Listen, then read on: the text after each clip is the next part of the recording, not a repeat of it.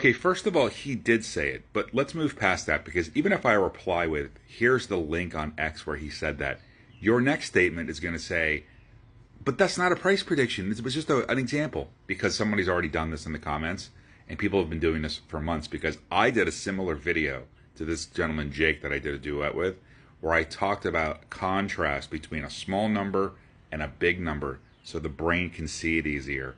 I talked about it being $1, talking about XRP, and $1 million and what the contrast, because the brain needs that.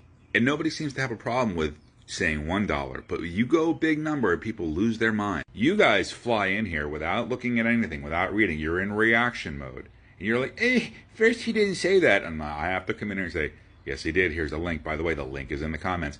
But then you'll come back because the other gentleman did this, one of my followers, and said, and he's nice, so don't get me wrong.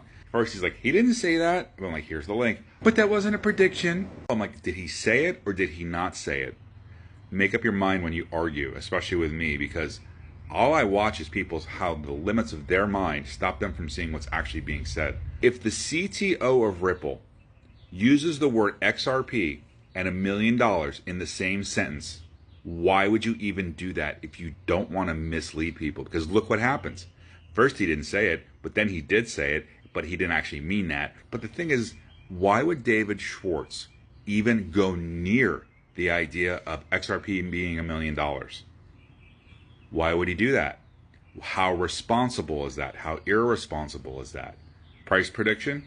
Gurus do price predictions. If you can't show how it's going to get to $1 million, which both David Schwartz and I did in our own ways, I would agree with you that there's too many people on things like social media and TikTok just doing it for clicks, saying XRP is going to go to $10,000, etc., etc. If you can't show how it's going to get there, you shouldn't be talking about it because you're just trying to get clicks and get paid by TikTok and things like that. But I'm going to show you something. You guys love the sensational headlines. You'll click on anything that says, well, XRP hit $1 million, which is why the previous video actually had it in there. It's called SEO.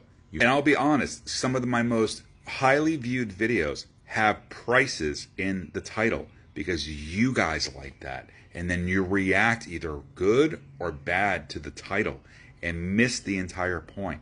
But you guys like that stuff. I don't like putting prices in the title. You do.